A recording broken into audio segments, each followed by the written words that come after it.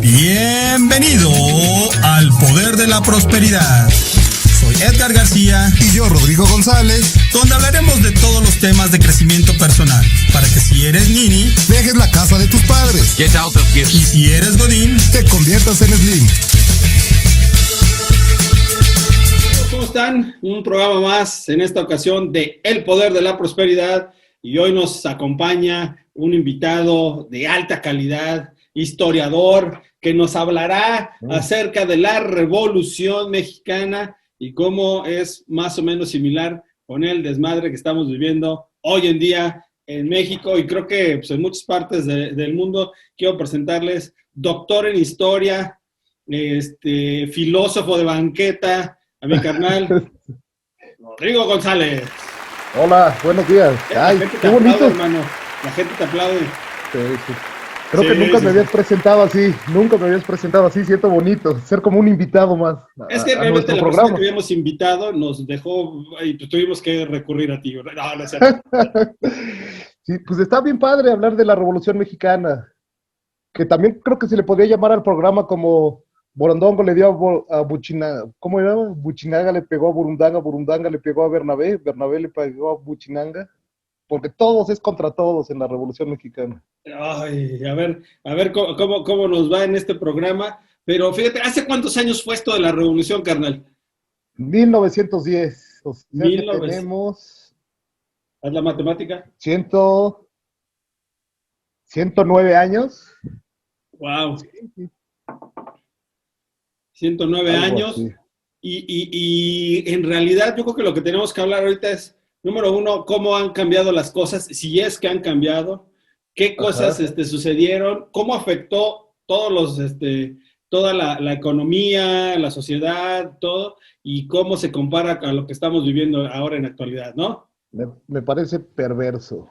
Perfecto, carnal. Pues a ver, entonces, ¿por dónde vamos a arrancar? A ver, ¿qué pasó para que se diera la revolución para empezar? Cuéntanos. Ya habíamos hablado, pero lo voy a recordar un poco, claro, en un programa sobre Porfirio Díaz, ¿te acuerdas? Correcto. Bueno, pues Porfirio Díaz estuvo nada más en el poder de 1876 a 1911, o sea, poquitos años, en una dictadura tremenda. Por ejemplo, el 80% de la población tenía salario rural, eso significa pobreza, ¿no? Pero, ¿cuánto era el salario, sabes? No tengo el dato exacto, pero era así mínimo, o sea, no existía ni siquiera un salario mínimo, se pagaban lo que querían. Por ejemplo, esa es una cuestión fundamental. Existían las famosas tiendas de raya, donde tú ibas a pedir trabajo, Edgar iba a pedir trabajo, le decían, sí, te vamos a dar trabajo, pero pues tú no tenías nada, te daban un adelanto, te decían, pasa a la tienda, compra tus frijolitos, tus habas, tu maíz, y ya debías lana. Entonces todo lo que trabajabas se lo pagabas a la tienda de raya. Era una forma de esclavismo. Bueno, existía también en la época de Porfirio Díaz la famosa policía o cuerpos rurales.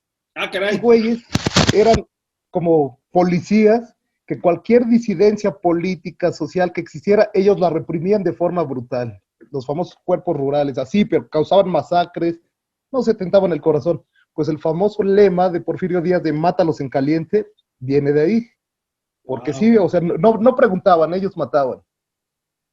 Por ejemplo, hay unas huelgas en Canané y Río Blanco que son reprimidos mediante el uso de la fuerza, pero masacres, ¿no? O sea, eso empieza a calentar a la sociedad. Hay unas grandes masacres entre tarahumaras, entre los yaquis, por parte del gobierno de Porfirio Díaz. Entonces, o sea yo sé que Porfirio llegaba y vámonos, a darle la madre a quien se dejara, ¿no? Exactamente, y eso empieza a calentar, pues hay una pobreza extrema en todo el país, hay analfabetismo. Todos esos componentes van haciendo que haya un descontento social. Y bueno, hay como una gota que derrama el vaso. Es una famosa entrevista que hace para un periodista gringo, la famosa entrevista Díaz-Krillman, donde Díaz deja ver como que pues ya está cansado del poder, como que ya se quiere retirar. Entonces grupos opositores se empiezan a organizar. Él menciona en esa entrevista que tal vez para la próxima elección, pues tal vez no participe. Entonces grupos opositores se ponen pilas y se ponen a chambear para poder como participar en la elección. pero sorpresa, se vuelve a poner como candidato Porfirio Díaz y gana las elecciones. ¿Quién ayuda a Porfirio Díaz a llegar al poder? Hablando de naciones externas, porque siempre en México cuando están los americanos, los ingleses, los franceses, ¿quién apoyaba a Porfirio Díaz? Nuestros amigos los franceses parece que tienen un gran apoyo y grupos de conservadores en México, grupos de conservadores adinerados. O sea que la onda de los edificios afrancesados y todo eso, que Porfirio Díaz pues, fue el que empezó en todo el centro histórico, ¿tenía que ver con esa influencia y ese apoyo que había recibido posiblemente de Francia? Pues sí, exactamente. Además, no solo eso, Porfirio Díaz era oaxaqueño, pero se sentía profundamente atraído por la cultura francesa. Entonces, por eso el Art Deco que mencionas en la arquitectura, en las calles, viene de ahí, de su admiración por la cultura francesa. Oye, pero bueno, entonces, los franceses... Sí hay como... Los franceses estaban pues en boga en cuestión de las ideas, la revolución y todo eso, ¿no? El arte, sí. Sí, pero Porfirio Díaz, que empezó siendo liberal, a través de los años se empieza a volver muy conservador y pues un represor brutal. Wow. 30 años en el poder, pues sí lo transformaron, ¿no? Claro. Oye, y entonces, yo creo que a lo mejor ya cuando estaba cansado, pues decía, ¿sabes qué? Ya me voy, pero pues los intereses que a veces rodean a estas personas que llegan al poder, pues no lo dejaban, ¿no? Exactamente. En el otro programa hablábamos que había habido un desarrollo económico muy importante, pero solo para un grupo, para el grupo de Díaz, conocido como los científicos. Los científicos. Y que también eran unos viejitos ahí adinerados, que eran los que lo apoyaban, los que administraban, los que hacían todo ese tipo de cuestiones. Entonces, bueno, Porfirio Díaz en la entrevista dice, pues yo creo que ya me voy a retirar, y a la mera hora no se retira, gana las elecciones, y Madero es encarcelado, porque él le empieza a hacer de bronca, ¿no? Dice, no, pues no puede ser esto, no puede haber reelección, es encarcelado en San Luis, escapa de la prisión, y hace el famoso plan de San Luis, que es un llamado a las armas, y que es, por eso se celebra el 20 de noviembre de 1910, es ese Oye, día. amigo, ¿y quién respaldaba a Madero? Los gringos, ¿no? Los gringos y además empresarios norteños. Madero viene de una familia de empresarios, o sea, no es como un rebelde revolucionario surgido de la clase baja, no, es una persona estudiada, es una persona que tiene varios negocios, tiene varias tierras, entonces él quiere apoyar como a esa clase que no ha sido apoyada, ¿no? A los empresarios jóvenes, sobre todo norteños que tienen un desarrollo importante en esa época.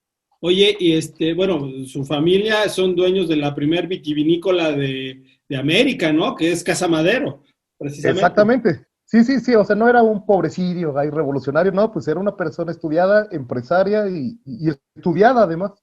Oye, pero Porfirio Díaz cuando llega al poder, pues había pasado a la escuela militar, me imagino, o fue militar no, que se hizo... No, sí estuvo en la escuela militar, pero además sí se hizo como al calor de las balas, ¿no? Con tantos conflictos que hubo en México, sí se hizo en las balas, pero por lo que he leído no era tan eficiente Porfirio Díaz.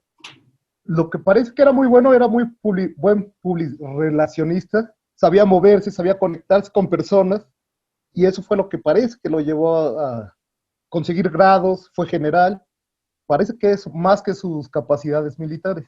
Ah, muy bien, pero pues bueno, al final todo eso ayuda para que la gente pueda pues lograr muchas cosas, ¿no? Pero bueno, entonces hay esa matanza, empieza con esas matanzas, pues yo creo que ya cuando no puedes por la vía legal, pues encauzar a la gente, pues órale, por la fuerza, ¿no?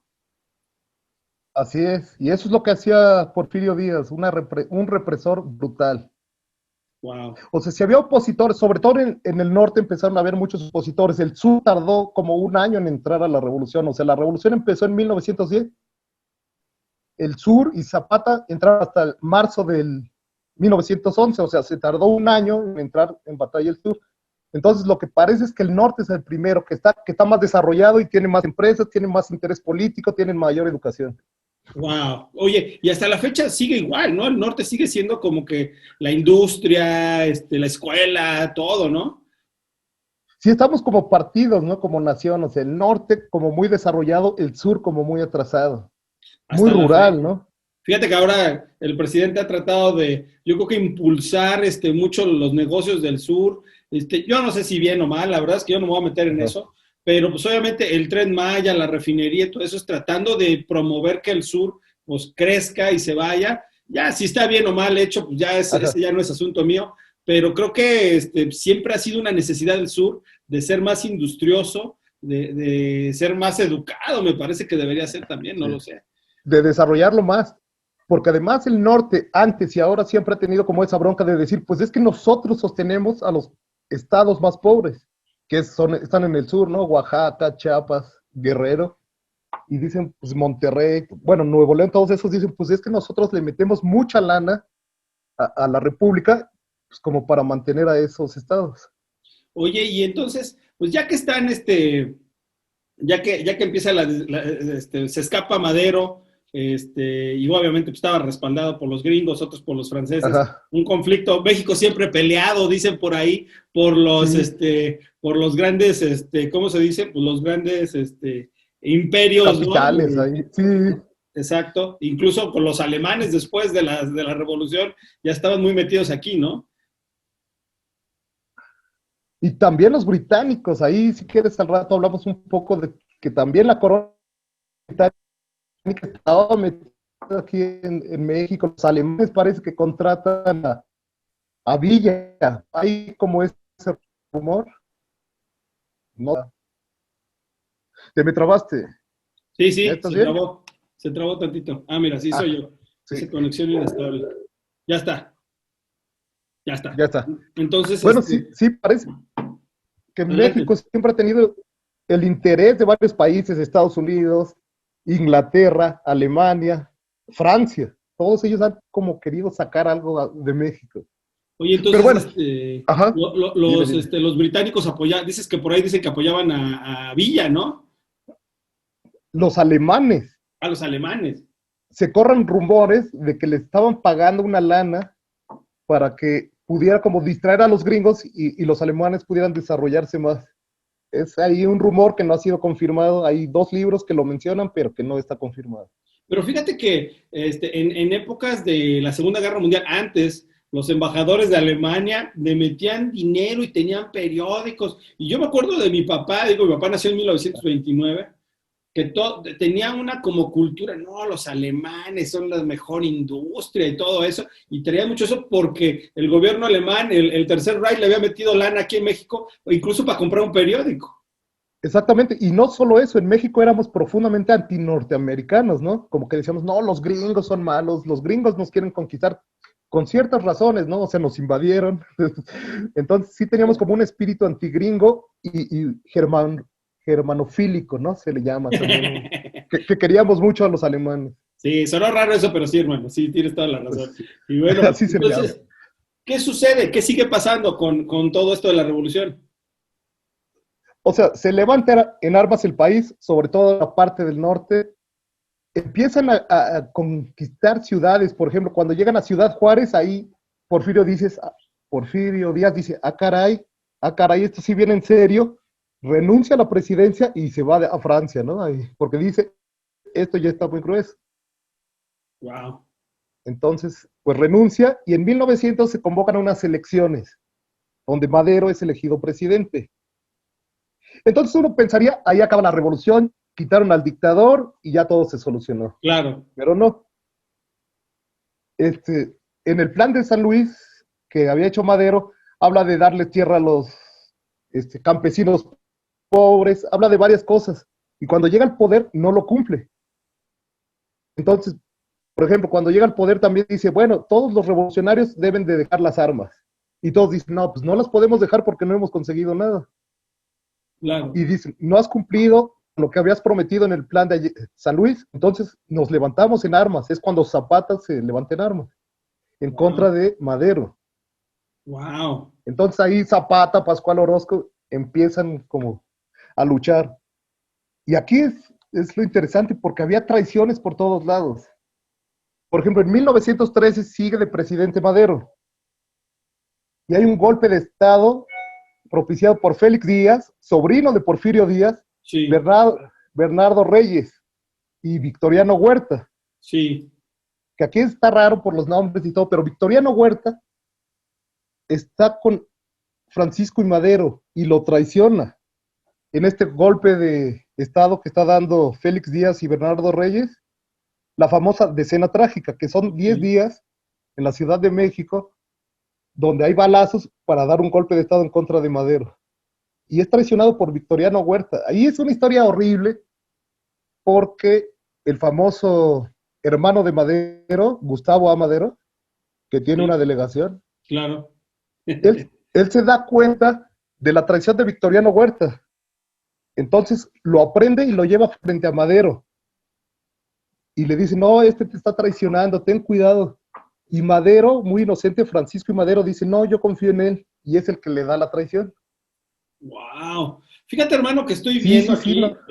en mi monitor. Ajá. Ya sabes que aquí tenemos monitores y todo eso. Varios monitores, sí. Exacto, exacto. Mira, estoy viendo, porque bueno, a mí esa cuestión de que yo voy a hacer liberar a los mexicanos, me parece un poco ilusa, por decirlo de alguna forma, pero estoy viendo la economía cómo venía, y venía en una picada tremenda desde el año 1907 o 8, que yo creo que los empresarios han de haber dicho, no, pues hay que sacar del poder a este imbécil, ya no estás funcionando, y entonces eso también puede haber sido un motivo para poder tratar de sacar a Porfirio Díaz del poder, ¿no?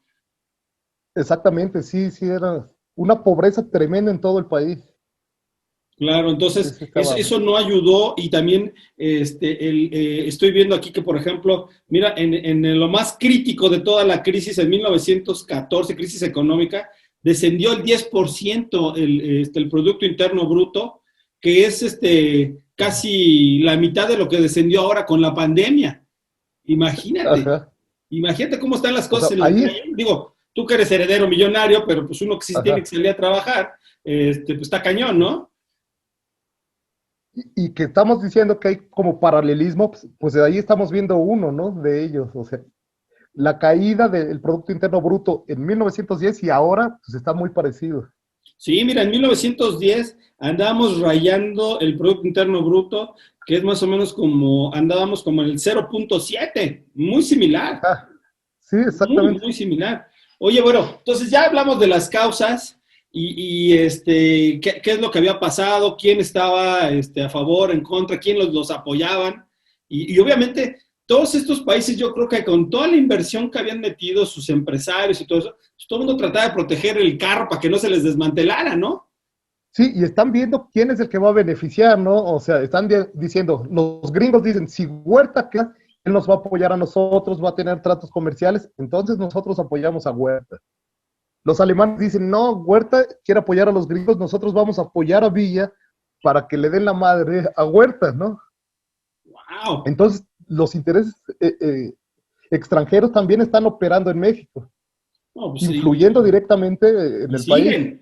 Y siguen operando, carnal, todo el tiempo, yo creo. Sí, exactamente, otro paralelismo. Otro paralelismo. Oye, pero, ok, entonces ya está pasando esto. ¿Y qué pasa entonces con Madero cuando lo traicionan? Pues lo asesinan. Está bien fuerte eso. Lo asesina Huerta, lo asesina a él y al famoso Pino Suárez, que también tiene su estación de metro. Ahí como podemos ver. Bueno, por lo menos algo les quedó, ¿no? Exactamente, solo eso. Y Huerta asume la presidencia. O sea, a través de la traición, Huerta llega al poder. Oye, pero ¿crees tú, o sea, aquí hablando ya ves que tú eres un programa de teorías de la conspiración, ¿crees tú que de repente los intereses detrás sean los gringos o quien fuera, cuando Madero llega, ven que no se cumple y ¿sabes qué? Pues hay que darle crán a este cuate? Pues yo creo que sí, pero no influye directamente. Yo creo que primero son los factores internos y luego los factores externos también influyen, pero los internos son creo que más poderosos.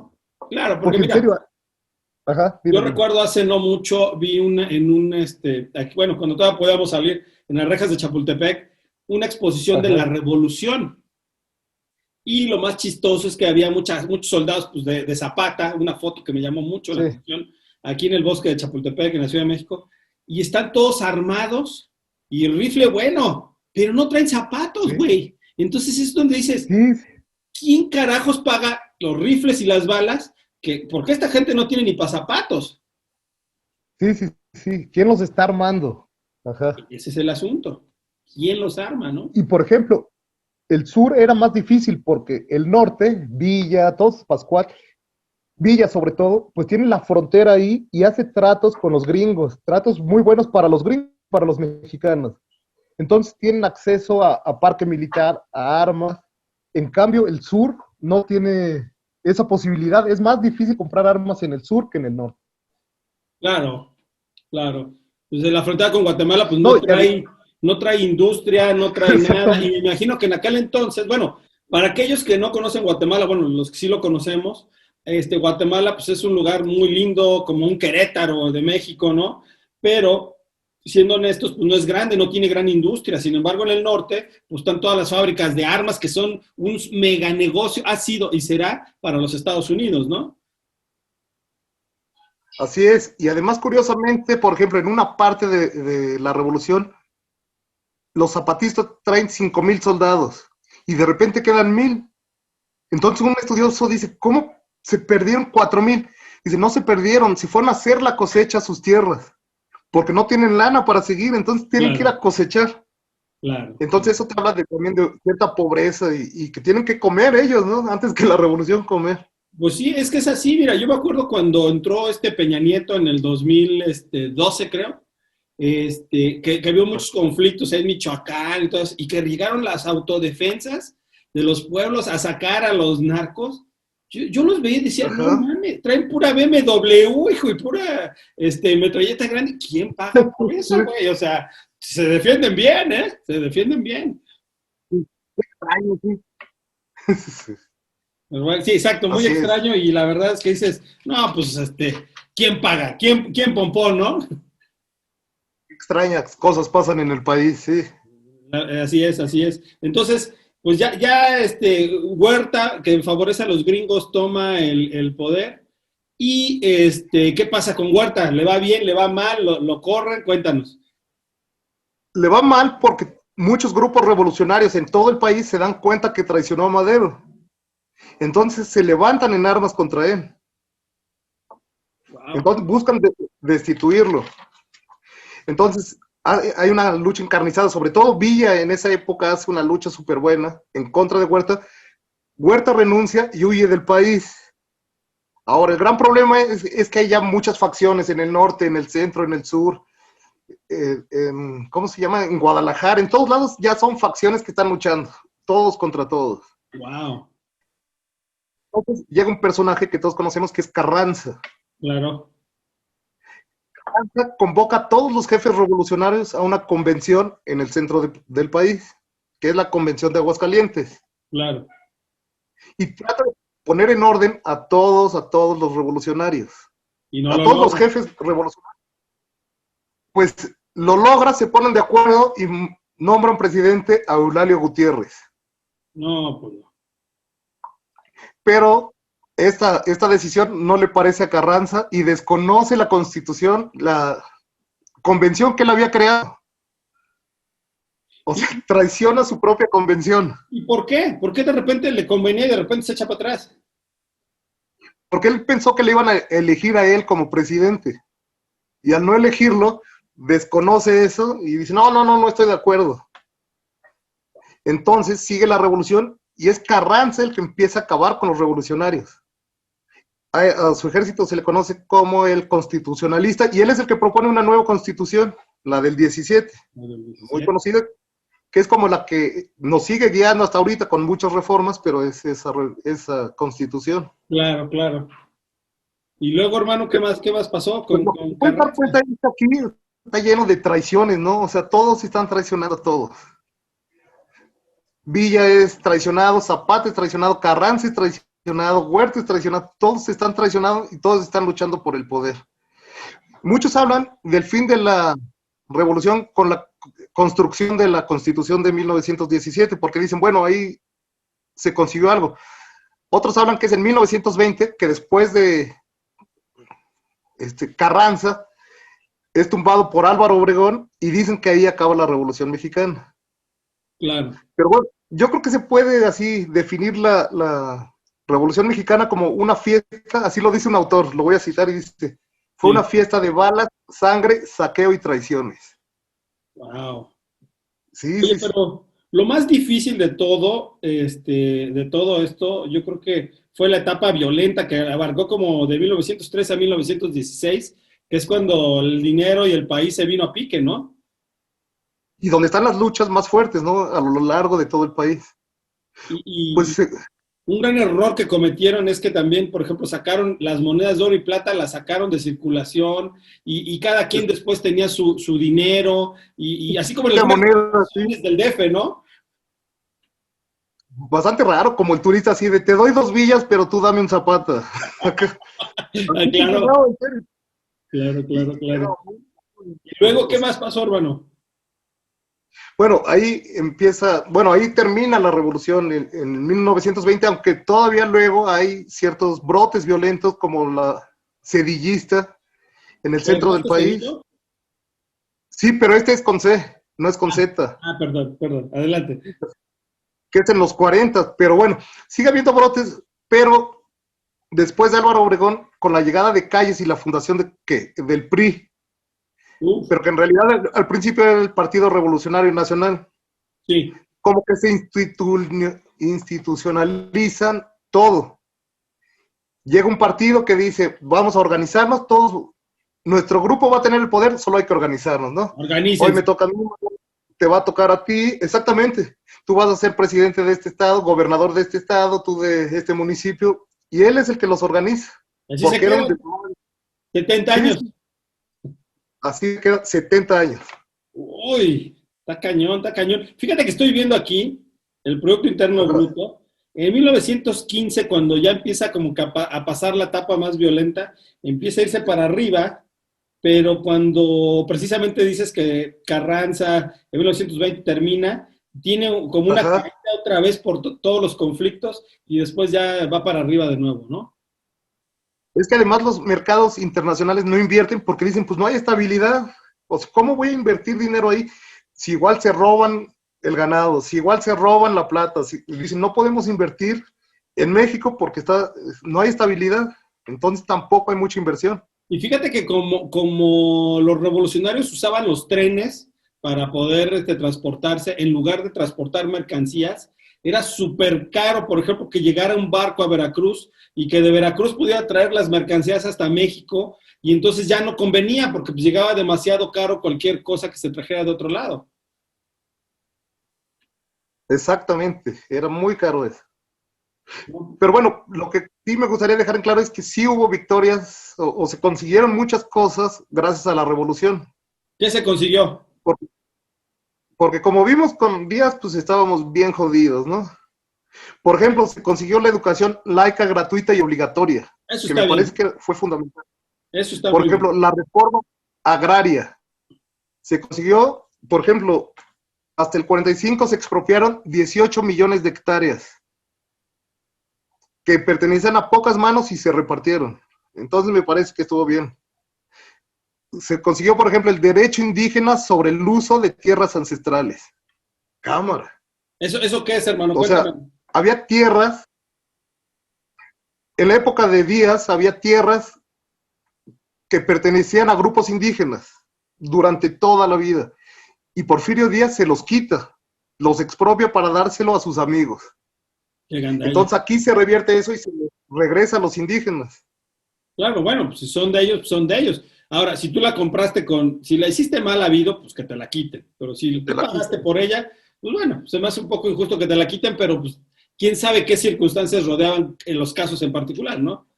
Exactamente. Pero, por ejemplo, se consiguieron derechos laborales como el salario mínimo, que no existía hasta ese momento.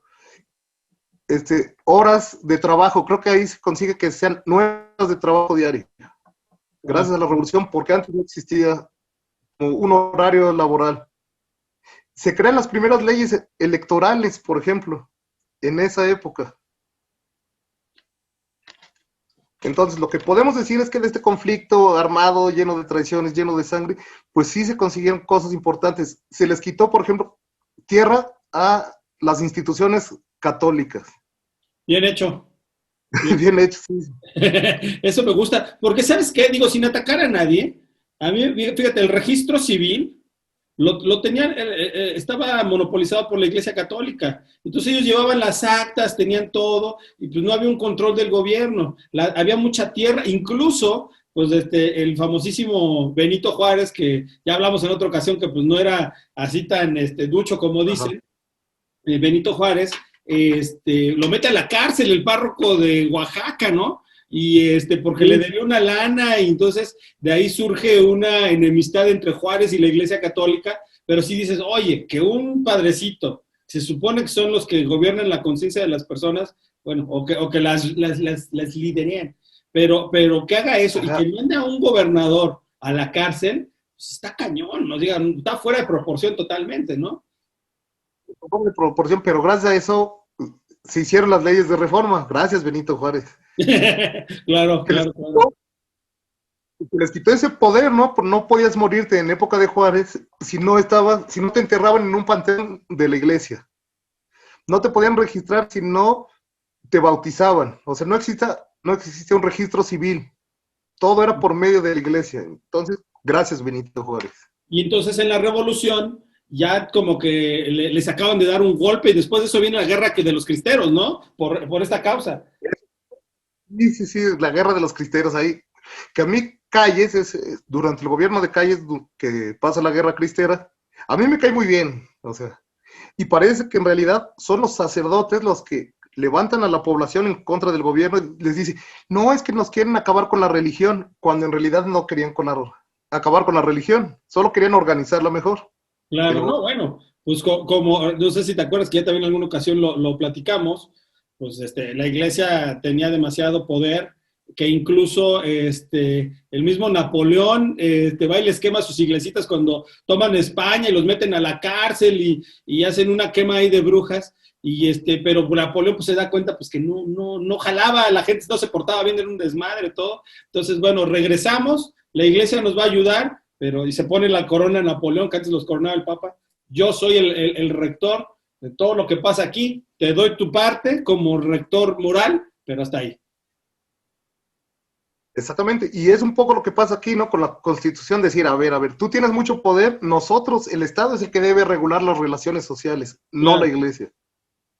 Y me parece que está bien, y que debe seguir así. Yo también creo, y fíjate que ahora se ha desatado en algunas iglesias, y han hecho como sus convenciones de todos, mormones, católicos, evangelistas, cristianos, de todo, para que se preserven los valores de la iglesia y que se les permita a la gente adorar con una intención a veces de, pues, denos más poder, ¿no? Denos más poder, y eso es siempre peligroso, Yo no quiero criticar a ninguna iglesia, pero no. El Estado debe ser laico y es el que se encarga de regular las relaciones sociales, no la iglesia. Así es, yo también, sobre todo las civiles, ¿no? Y mucha gente que ahora que debate que el aborto y que la madre y todo eso, pues acuérdense que ese debate de ideas es un debate interior en tu casa, no debe ser un debate que lleve, si yo no creo en el aborto, no debo de forzar a alguien más a que crea lo que yo creo, ¿no?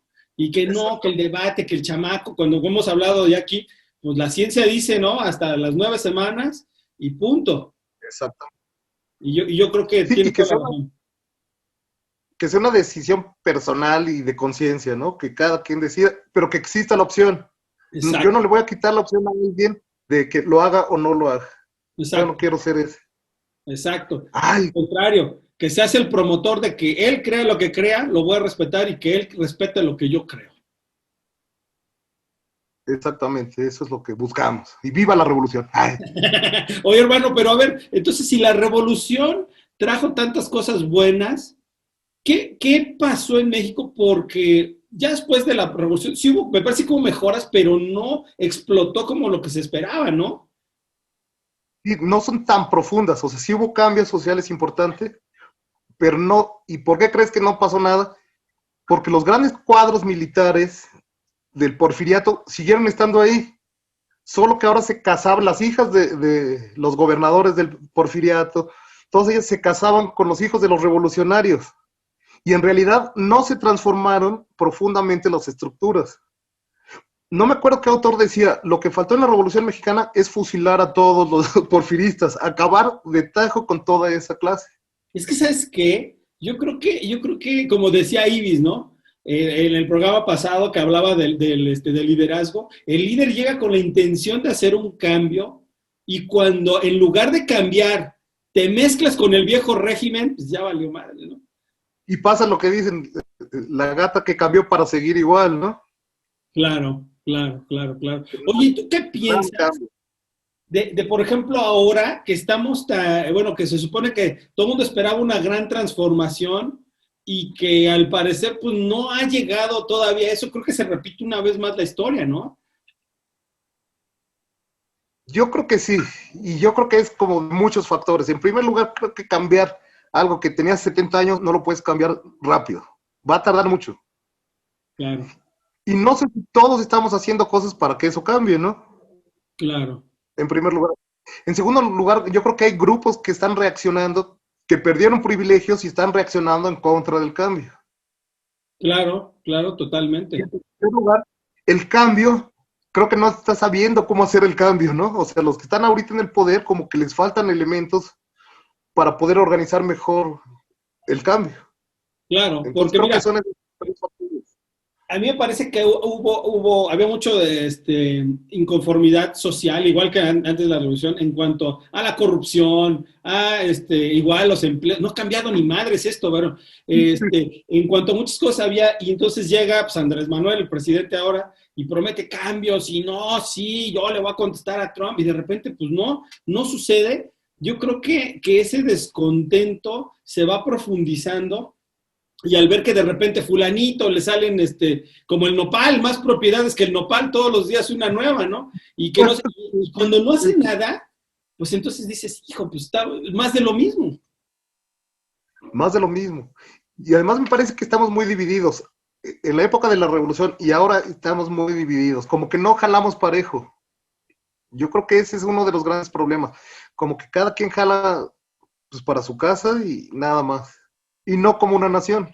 Bueno, hermano, antes de seguir aquí criticando y viendo las similitudes y cómo podemos darle la vuelta a todo esto, hay una parte que tú me comentaste que querías mencionar, que es las curiosidades de la revolución. A lo mejor en esas curiosidades vamos a encontrar más coincidencias. Venga, cuéntanos. Sí, y curiosidades de la revolución y de personajes. Por ejemplo, Madero espiritista. Hijo, qué chida historia. Él funda el Centro de Estudios Psicológicos. Y él dice que se comunicaba con un espíritu a través de su mano y que escribía sus recomendaciones, así le decía, ay, vamos a hacer la revolución, así como el compayito, pero un espíritu. Oye, pero también se sigue usando eso, ¿no? O sea, muchos políticos recurren a la brujería y al espiritismo. Sí, y eso me deja pensar mal de los políticos, ¿no? Porque yo creo que eso no funciona. Totalmente. Pero, por ejemplo, un dato curioso, Villa y Zapata se envían cartas y en una, Villa pide a Zapata invadir Estados Unidos. Y mira, si quieres te leo lo que decía esa carta. Venga. El enemigo común para México es actualmente los Estados Unidos. Y la integridad e independencia de nuestro país está a punto de perderse. Si antes todos los mexicanos honrados no nos unimos y con las armas en la mano impedimos que la venta de la patria sea un hecho. Debemos invadir Estados Unidos. ¿Cómo ves que Villa quería invadir Estados Unidos? Ay, pues está cañón. Y yo creo que por un lado lo que decíamos, los intereses estaban cañones y se estaban mete y mete y mete, pero por el otro lado, pues acá era puro ejército de guarachudos y ellos pagaban las armas, pues está cañón, ¿no? Que era el gran problema que decía Villa, decía, pues vayan planeando todo para venirse porque van a tardar mucho en llegar, pero dime cuándo llegan y yo los recibo. Pero iba a ser una travesía de meses. Sí, exacto, y luego tenían que ir a hacer la cosecha para comer, güey, porque si no en la casa no había para comer. No había para comer, sí, pero se me hace muy curioso cómo Villa quería invadir Estados Unidos. Y bueno, lo hizo, ¿no? Invadió Columbus. Exacto, y les ganó ahí, ¿no? Y salió corriendo. Y salió corriendo. Y aquí viene otro dato curioso. Sí. Después de la invasión a Columbus, los Estados Unidos, mandan 5,000 soldados a buscar a Villa en tierra mexicana y no lo encuentran. Se desesperan tanto que mandan a 15,000 soldados a todo el norte del país y Villa desaparecido. Nunca lo pudieron encontrar. Wow. Es conocida como la expedición punitiva, donde 15,000 soldados gringos buscan a Villa y nadie lo encuentra. Órale, no, pues Es no. muy Pues, interesante. es que mira, conocí el terreno, sabía qué hacer. México súper grande. Digo, aunque en el mapa parezca que no, pues Estados Unidos y México, si tú lo ves al alto, pues es muy, muy, muy grandes, países muy grandes. No, y Villa en sus primeras épocas, cuando era un bandolero, pues se escondía en las cuevas, conocía perfectamente el terreno, tenía el apoyo popular, entonces pues nunca lo iban a encontrar. Claro, claro, claro, claro, claro. Venga, otro. ¿Qué otras Otro. curiosidades? Mira, por ejemplo, aquí en un libro que se llama Primavera Pospuesta, hablan sobre el zapatismo. Dice, la revolución triunfa. Los zapatistas entran en la Ciudad de México, no como los arrogantes vencedores, sino como intrusos, tímidos y errantes. Al tercer día, un aparato extraño se acerca a su campamento, haciendo sonar sirenas. Creen que es artillería, lo acribillan, matan a 12 bomberos y dejan el carro destrozado a mitad de la calle. O sea que se equivocaron. Pues sí, los zapatistas no tenían bomberos en sus tierras, en Morelos, no conocían eso. Cuando ven llegar ese carro de bomberos, pues creen que es artillería enemiga y los matan a 12 bomberos. No manches. Tremenda, ¿no? Eso está tremendo porque te voy a decir algo. Habla de una cultura muy pobre, muy, muy pobre. Sí, sí, sí, que no tenían ni idea de qué era eso. Pues yo creo que, fíjate que por desgracia, en todas estas revoluciones, movimientos sociales y demás, siempre yo creo que los más pobres, los más ignorantes son los que sufren más, hermano. No sé tú qué pienses. Sí, y son además la carne de cañón, ¿no? De los políticos, de los líderes, de todos, y que al final los pobres son los que siguen siendo pobres, ¿no? O sea, con la revolución, los indígenas no mejoraron, ¿no? Su condición de indígenas. Durante la independencia no mejoraron su condición de indígenas. Así es. Como que han sido siempre los grandes perdedores y son los que ponen la sangre. Eso está como tremendo. No, pues está tremendo. Venga, siguiente curiosidad. Por ejemplo, hay un autor que se llama Paco Ignacio Taibo II Sí, claro. y dice que descubrió por qué hay terremotos en la Ciudad de México. ¿Por qué? Porque en el Monumento a la Revolución, en una pata está Calles, en otra pata está Cárdenas, en otra pata está Carranza y en otra Villa, que todos ellos estaban peleados contra todos. Entonces eso hace que O sea, que lleve que se hasta lo mueve. más profundo de México, ¿no? Los problemas. Y en realidad es una crítica cómo el sistema quiere juntar cosas que no se pueden juntar. Aquí es una crítica al priismo que dice, ay, pónganlos todos juntos, son de la revolución, cuando no, todos tenían ideologías diferentes, pero es curioso que estén juntos, por ejemplo, Carranza y Villa. Villa mandó matar a Carranza, y no lo pudieron matar por suerte, pero Carranza mata a Villa, ¿no? Manda a matar a Villa. Claro, claro, Cárdenas destierra Calles, por ejemplo. claro. Entonces sí, curioso eso. Pues no sé, me gustaría hablar como de algunos personajes que no son tan conocidos.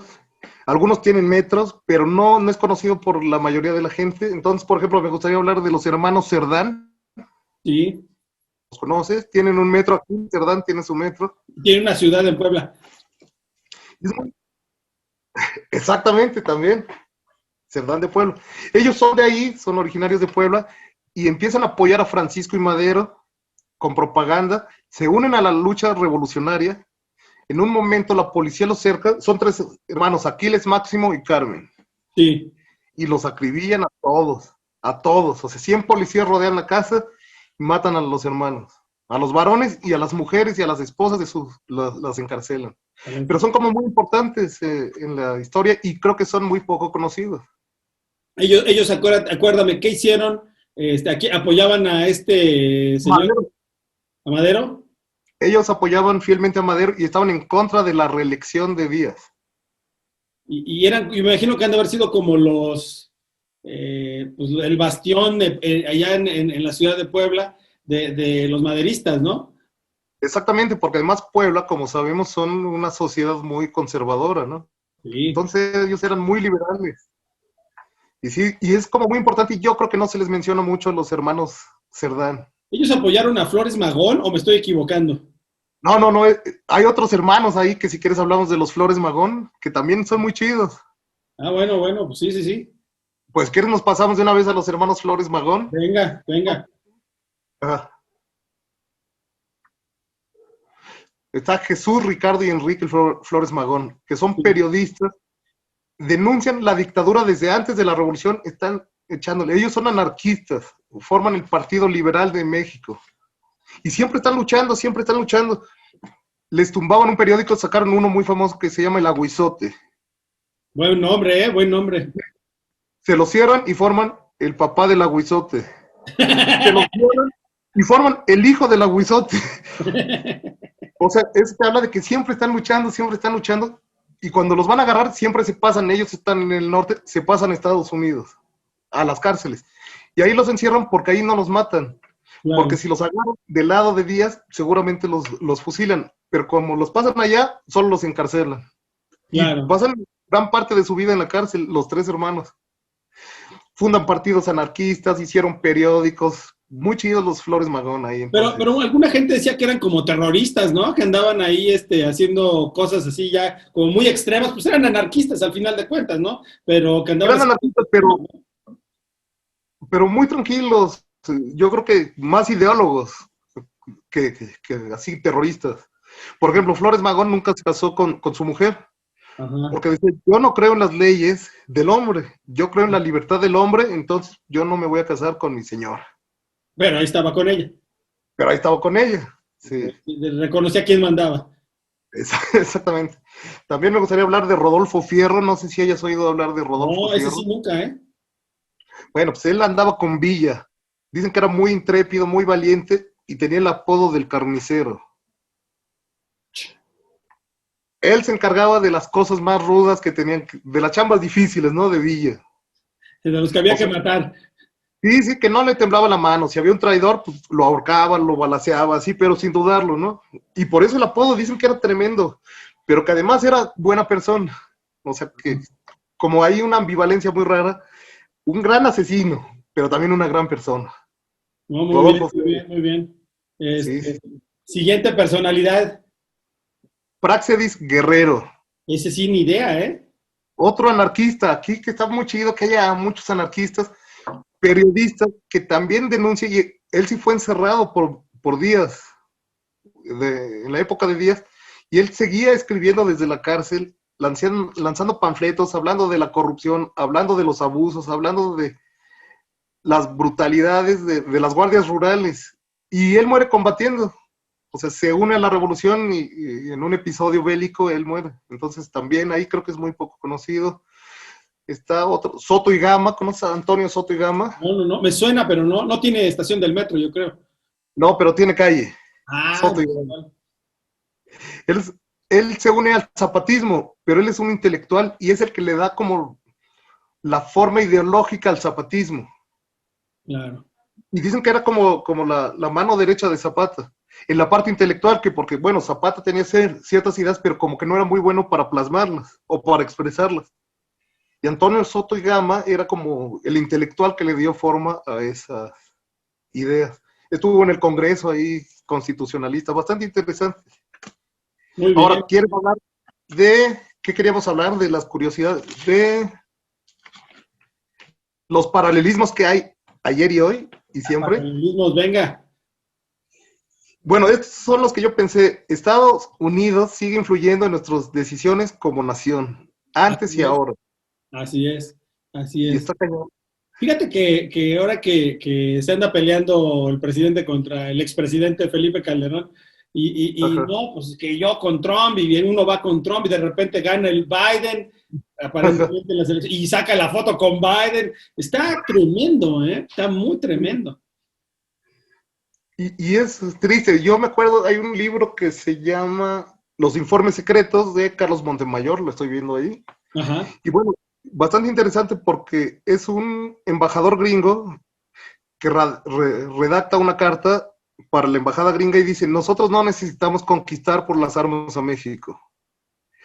Con que nos manden a estudiar a sus políticos, nosotros los podremos conquistar con nuestras ideas. Y así es ahora. Todos los presidentes, la mayoría, han estudiado en escuelas gringas, ¿no? Miguel de la Madrid, a Felipe, no, Felipe Calderón, creo que Peña Nieto no, pero... Peña Nieto, creo que tomó un curso de inglés o algo así. Claro. En la high school, ¿no? No, bueno, Peña Nieto me parece que no, hasta donde sé, digo, ya los amigos nos dirán, pero fíjate que su secretario de Hacienda, Banco de México, Seguridad, todos en Estados Unidos, ¿no? Y es terrible, ¿no? Es como nota que decía, ya no necesitamos invadirlos por las balas, sino por la cabeza. Uy, eso se pone grave, carnal, porque pues sí estamos totalmente influenciados por Estados Unidos, totalmente. Exactamente. Que también tienen cosas muy buenas, o sea, yo no digo, ay, sí, matemos a los gringos, no. Yo creo que sí tienen cosas muy buenas y cosas muy malas, pero creo que debemos pensar más en nosotros que en otras cosas, ¿no?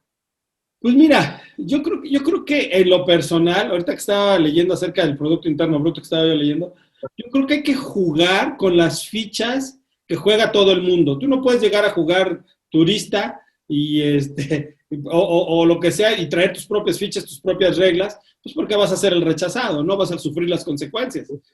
O decir yo juego solito, ¿no? Ay, no, yo no juego. Exacto, o decir, vamos a tener libertad. Y a mí me parece que el presidente actual, eso es parte de lo que quiere hacer. Y va a haber independencia, alimentos, y va a haber muchas cosas que en la práctica, quién sabe si sean tan factibles, que en la idea, pues está bien, ¿no? Sí, en el mundo de las ideas está perfecto, pero en la realidad va a funcionar, o podemos, el campo mexicano podría sostener a México, yo no sé si pueda sostenerlo. No. Acuérdate cuando hablamos con Rodrigo Fernández en un programa, decía, pues es que no da, maíz tienes que importar, leche tienes que importar, queso tienes que importar, petróleo y gasolina tienes que importar. Entonces, exactamente, no tenemos mezclados que es casi imposible liberarte de los factores externos en México, ¿no? Exactamente, sí, creo que fue muy buena reflexión esa de que pues sí, no podemos, pero tratar de jugar mejor, ¿no? Sí, es lo que yo creo que ahí está, sin ser radical, jugar mejor. ¿Y sabes de dónde sale el juego mejor? Si te fijas, zapatistas, de todo tipo de gente, pues siempre la gente poco culta son la carne de cañón, ¿no?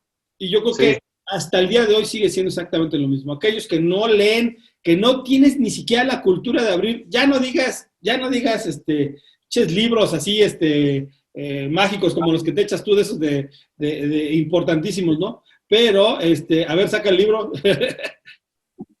No, bueno, pues, o sea, exacto. Ya no digas ese tipo de libros, que te pongas a leer el periódico, 1 o 2 periódicos, a lo mejor uno que sea muy de derecha, otro de izquierda, que hagas tú un consenso. Si no lo haces, estás perdido, man. O sea, no puede uno quedarse simplemente con la opinión de lo que la gente nos va diciendo, ni del gobierno, porque no sabes por quién está influenciado, a menos que sepas pues, que no sale el señor, a menos que vaya a ver a Donald Trump, que eso se me hace también, dices, eso está muy desafortunado, que es lo mismo que han hecho todos, ¿eh? No estoy criticando en especial a nadie, lo mismo que han hecho todos. Pero dices, ¿dónde está entonces el cambio, el progreso? ¿Dónde está? Sí, y yo creo que esa es otra parte de los paralelismos que va como encadenada. Yo creo que hay una incertidumbre política hoy en México como la había en 1910. O sea, ¿de a dónde vamos? ¿Vamos bien? ¿Vamos mal? ¿Qué está pasando? O sea, ¿debo irme por la izquierda, por la derecha, por el centro? Yo creo que en esa época, en 1910, estaban así, que no se veía claro el rumbo que tenía el país y creo que hoy tampoco lo tenemos claro. Sí, está difícil, pero fíjate, yo creo... A mí me viene a la mente el papá de Carlos Slim, cuando fue empresario durante la Revolución y de acuerdo a las notas, no sé si sea cierto, habría que corroborarlo, pero decía que de repente llegaban los revolucionarios a pedirle dinero, porque el señor llegó del Líbano y puso un negocito ahí en el centro que se llamaba, creo que la Estrella de Oriente, y entonces el señor tenía ahí su negocio y llegaban los revolucionarios a pedirles dinero. Y fíjate que sabiamente el papá de ese apoyaba. Oye, necesitamos para comer, ahí está, necesitamos para ropa, aquí está, a muchos diferentes bandos. O sea, no se casaba con uno solo, inteligente el señor, pero jamás dejó de invertir en esas épocas, jamás cerró el negocio, jamás se echó para atrás. Entonces, eso habla de pues, una visión fuerte, ¿no? Y es lo que tú recomendarías. No importa que esté el PRI, no importa que esté el PAN, no importa que esté Morena, tú sigue chambeando, ¿no? O sea, creo que sería como importante remarcar eso. No importa con quién estés, el chiste es jalarle.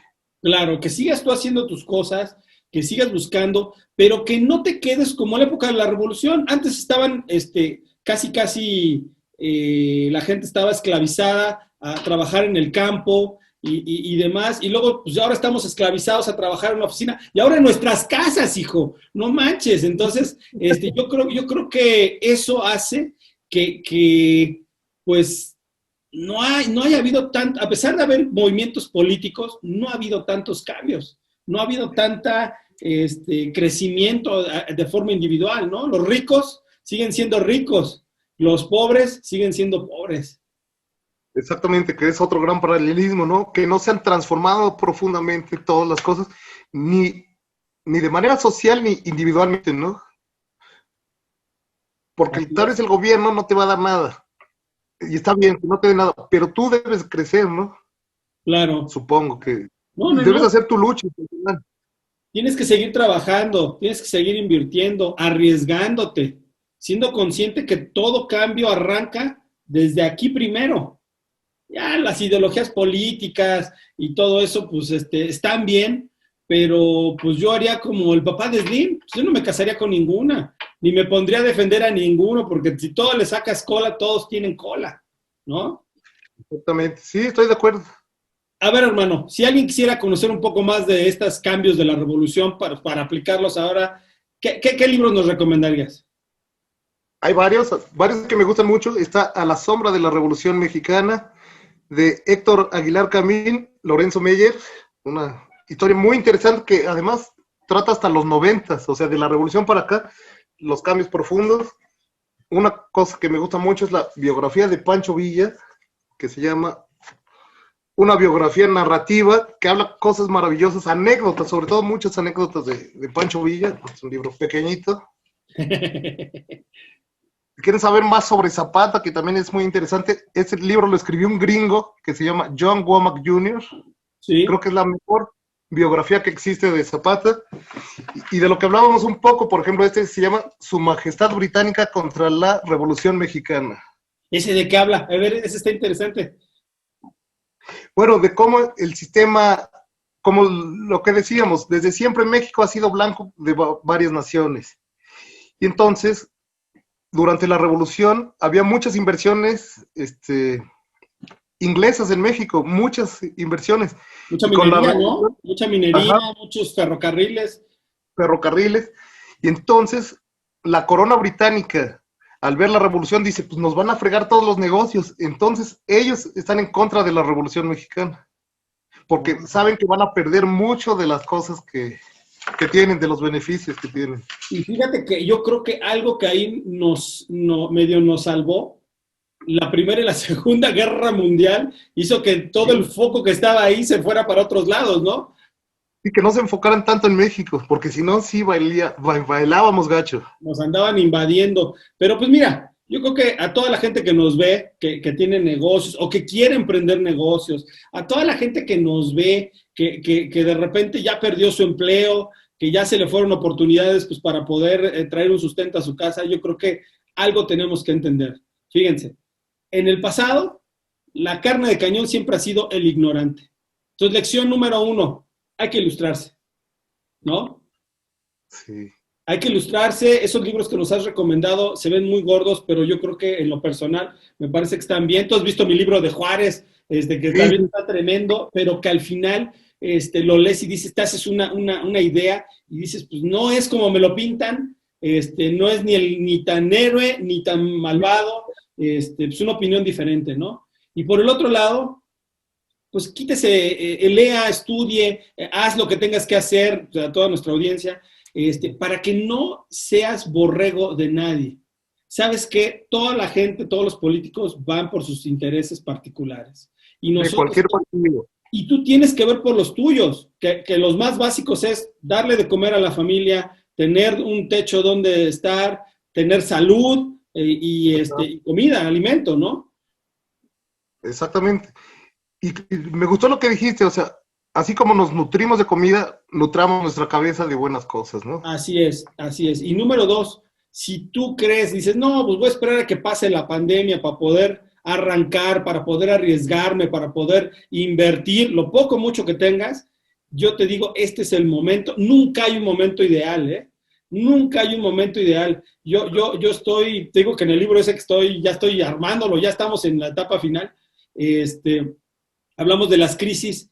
Cada 10 años, cada 20 años hay crisis, ya hay problemas, ya hay todo. Y yo creo que la solución no está ni en el Estado, la solución no está en darle la vuelta por otro lado, la solución está en que uno se mantenga firme, que uno se mantenga ilustrado, como nos decía Clara hace varios programas, que tengas la gente que te pueda asesorar, decir, va por aquí, va por acá, y que tú puedas, a cualquier nivel, así sea nivel puesto de quesadillas, así sea nivel los más altos, que tengas quien te pueda liderar y que en ese sentido tú hagas tu propio camino, porque esos somos los que hacemos México, los que hacemos nuestro camino haciendo un programa de radio, los que hacemos nuestro camino invirtiendo, trabajando y haciendo. No te esperes ni a un patrón, ni a un país, ni a nadie. Ese sería mi consejo.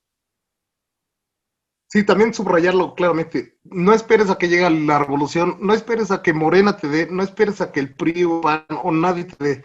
Yo creo que eso es fundamental. No, tú debes hacer tus cosas y ya. Claro. Fíjate que estoy leyendo... No dependas de nadie. Y algo muy interesante, estoy leyendo de ahí de algunos autores y habla de la conciencia. Dice, la conciencia es absolutamente todo el conocimiento, que ahora está tan de moda, ¿no? Todos los coaches y todo el mundo, la conciencia es todo el conocimiento que tú depositas en tu cerebro. Lo que tú lees, lo que tú comes, lo que tú haces, lo depositas y entonces te fabrica unos lentes que te los pones y a través de ellos ves la vida. Ves el mundo. Sí, ves el mundo. Y tú decides qué mundo quieres ver. Exacto. Al final. Exacto, depende de lo que pongas. Algo que me gustó de ti, ¿sabes qué es? Que de repente sacas a Héctor Aguilar Camín y a Lorenzo Meyer, que son así como muy de derecha, y de repente sacas a Paco Ignacio Taibo, que ya ves que quería mandar a fusilar a todos los priistas. Entonces esa parte me gusta porque es un universo completo. No estás viendo una sola parte, sino todo, ¿no? Global. Y además los dos tienen cosas muy buenas, o sea, tienen reflexiones muy interesantes sobre la revolución. Entonces, no voy a negar a Héctor Aguilar Camín y perderme algo inteligente que dijo por mi cerradez mental, ¿no? O por hacerle el caldo gordo a un partido o a una ideología, ¿no? Igual con Paco Ignacio, a mí se me hace que es un magnífico autor que tiene una narrativa muy, muy buena, muy relajada. Buenísimo. Muy, no sé, y no porque... Muy sabroso. Se las metimos doblada, ¿no? Pues ya vas a decir, bueno, pues, ¿sabes qué? Puedo aprender aún así de todos lados, ¿no? Exactamente. Entonces, también esa sería una buena reflexión. Sacar lo mejor de lo que te encuentres. Así es, así es. Y yo creo que por más equivocado que no vaya en contra o que vaya en contra de lo que tú crees, tú lees y dices, ¿sabes qué? Esto no es para mí. Y ahí, aún así, estás creciendo, ¿no? Y estás reforzando tus ideas. Exacto. Estás alimentándote. Pues hermano, se ha acabado el tiempo, ha estado muy interesante. Me encantó que pudiéramos hablar de todo esto y que la gente ojalá se lleve ahorita, pues que la neta es que no hay que hacer el caldo gordo a nadie. Usted haga el caldo gordo para su casa, para sus hijos, perfecto. Y pues bueno, muchas gracias a los que nos escuchan, muchos saludos y espero les haya gustado este programa. Tú pues listo, ya despídete. Nos vemos pronto y con el siguiente tema ya vamos a cerrar el año y vamos a cerrar temporada para irnos de vacaciones, aunque estemos en nuestras casas en realidad, pero bueno, pues ahí a descansar aunque sea el jardín, ¿no? Pero bueno, vamos a tener todavía otros 3 o 4 programas y bueno, pues vamos a seguir mientras tanto en esto, hermano. Y bueno, te mando un abrazo, cuídate, carnal. Un abrazo, gracias. Nos vemos la próxima semana. Nos vemos. Adiós. Adiós.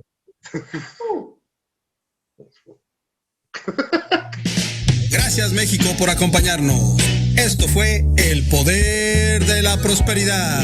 Sígueme en mis redes sociales, Edgar García Autor, en Facebook e Instagram. Los esperamos el próximo lunes a partir de las 10 de la mañana para juntos platicar, Reír y aprender.